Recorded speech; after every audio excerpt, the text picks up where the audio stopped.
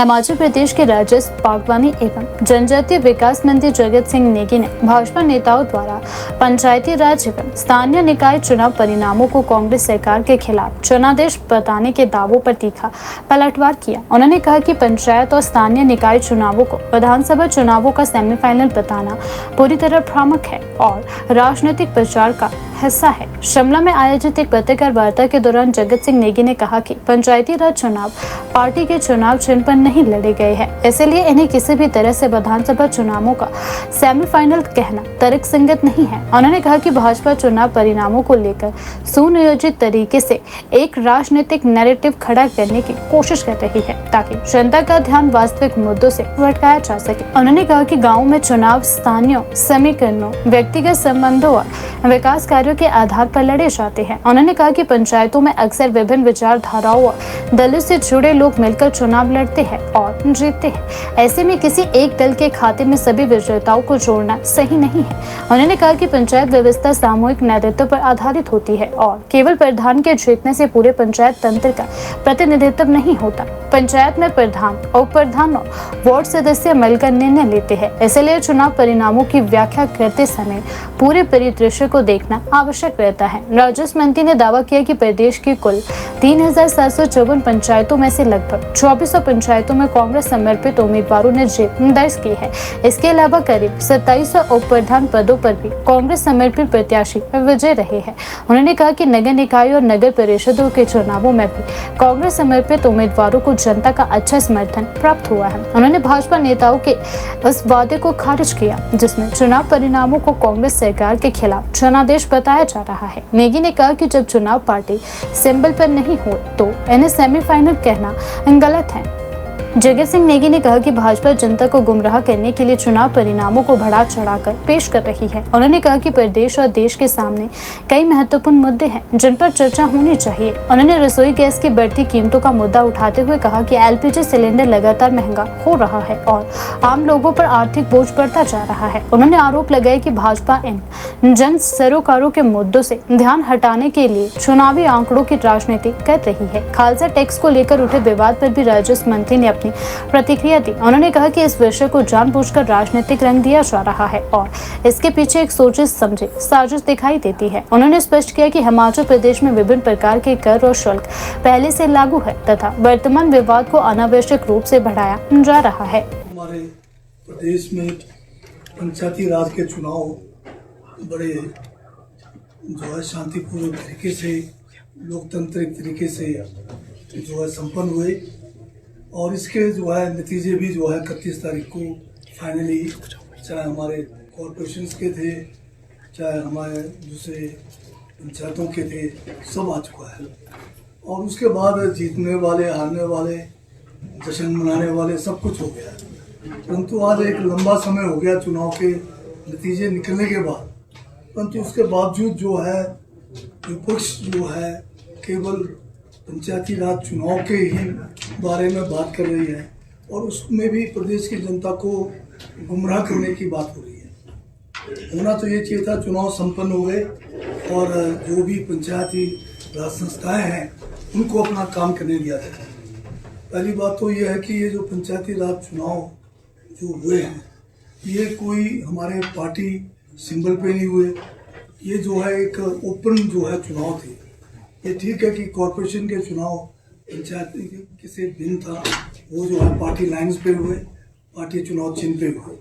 उसमें भी जो है हमारे नगर जो पंचायत ये जो कॉरपोरेशन हैं केवल 3 के जो है 4 के जो है चुनाव हुए और उसमें 3 पे इनकी जो है पार्टी के जो लोग हैं जीते हैं, 1 में हमारे भी जीते हैं और बाकी 4 जो हमारे कॉरपोरेशन हैं उनके चुनाव तो अभी वही नहीं है। तो इसलिए जो है 8 में से केवल 4 के चुनाव हुए, 4 में भी 3 एक आया।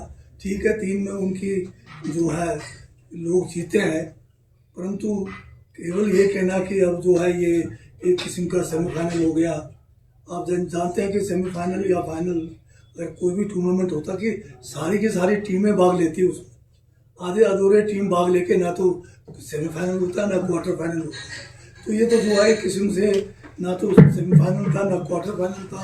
अगर कॉरपोरेशन को लेके देखें आप, हाँ, जहाँ तक जिला परिषद है पंचायत समितियां हैं, हमारे पंचायत हैं, इसमें कोई पार्टी लाइन के ऊपर कोई चुनाव हुए ही नहीं है। तो उसमें ये लोगों को जो ज्वलंत मुद्दे हैं आज के तारीख में, उन मुद्दों से दूर करने के लिए इस किस्म का जो है एक जो सोची समझी एक पूरा कैंपेन जो है चलाया जा रहा है, ताकि और काम होना और जो ज्वलंत मुद्दे हैं उनसे लोगों का ध्यान जो है से पार है। जो हमारे डोमेस्टिक है वो भी 1200 से पार है, और वो भी मतलब मिल नहीं रहा है, ब्लैक में लेना पड़ रहा है। लाइनों में लोग को एलपीजी लेने के लिए भी लाइन में खड़े होना पड़ रहा है। इन मुद्दों को जो है नज़रअंदाज कराने के लिए, लोगों का ध्यान बटाने के लिए ये रोज एक ही डंका पीट रहे हैं कि भाई पंचायती राज है, और ये भी तथ्यों के विपरीत है।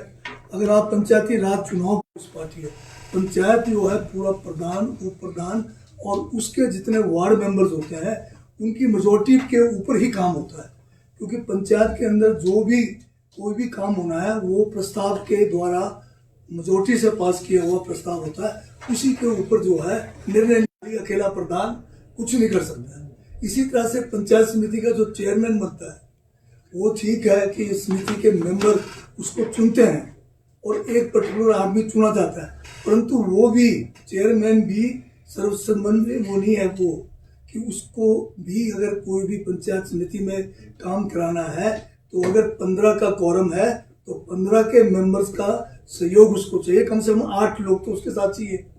अगर प्रस्ताव पास होगा तभी उसका काम होगा। और इसी तरह से जिला परिषद का है। अब जिला परिषद में ये बात ठीक है कि इन्होंने जो है इसमें बड़ा हल्ला पा रखा है कि इन्होंने, पर यहाँ भी कोई हमारे चुनाव चिन्ह पे नहीं है। व्यक्तिगत जो है लोगों की अपनी जो उस इलाके में चाहे क्षेत्रवाद को लेकर राज को देखा जाए, अगर प्रधानों को देखा जाए या पंचायतों को देखा जाए, तो इसमें भी टोटल जो पंचायतें हैं वो करीब आपके जो है आज की तारीख में 3754 पंचायतों में कोई 2400 पंचायतें ऐसी जहां पर हम लोग भी कह रहे हैं कि हमारे साथ जो लोग कह रहे हैं कि पार्टी को जो है समर्पित है वो लोग जीते हैं। और इसी तरह से उप प्रधान 2600 के करीब है। वार्ड मेंबर का तो कोई बात ही नहीं कर रहा, हम भी नहीं कर रहे, वो भी नहीं कर रहे। सबसे जरूरी तो वार्ड मेंबर है, प्रधान हमारा भी हो उनका भी हो, कोई फर्क नहीं पड़ता। अगर वार्ड जहाँ पूरे जो है टोटल 52 में से जो है ज्यादातर तो कांग्रेस के जीते, 53 में से 29 कांग्रेस के जीते हैं। तो ये सारी बातें जो है लोगों को केवल गुमराह कर रहे हैं। मेरा इनसे प्रश्न है, पंचायती राज चुनाव हुए कैसे? ये कोई भाजपा की सोच नहीं थी। आज़ादी के समय भाजपा तो थे नहीं, ये तो आज़ादी के भी खिलाफ थे। इनकी जो विचारधारा जिनके साथ जुड़े हुए हैं वो तो तिरंगा को भी नहीं मानते थे। 2003 में तो जाके तिरंगे को इन्होंने लगाया।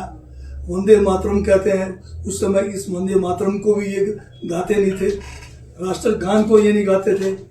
और ये तो यहाँ तक की है कि आज़ादी भी नहीं मांगते थे, ये तो कहते थे कि अंग्रेजी ठीक है। परंतु अधिकारी लोगों ने इसमें अपने जो है आहुति दी, जिसमें भगत सिंह से लेकर चंद्रशेखर आज़ाद से लेकर महान नेता हुए। परंतु उस समय ये जो बीजेपी है इनका नामो निशान नहीं था। और ये जो विचारधारा के जिसके साथ ये जुड़े हुए हैं आज भी इस देश की एकता और अखंडता के लिए घातक है। ये जो पंचायती राज की सोच है महात्मा गांधी जी की सोच थी, जिसको संविधान के अंदर कांग्रेस ने लगाया। और राजीव गांधी जी ने 1993 में जो है पहली बार संविधान के 73rd और 74th संशोधन को लाकर ये सुनिश्चित किया कि पूरे देश में पंचायतों के जो है 3-tier सिस्टम होगा। पंचायतों के इलेक्शन जो है हर 5 साल में अनिवार्य रूप से होंगे। और पंचायती राज संस्थाओं में एससीज को अगर ये आरक्षण मिला है, ये सब कांग्रेस की विचारधारा के कारण है। ये तो उस विचारधारा के लोग हैं जो आरक्षण के विरोधी हैं।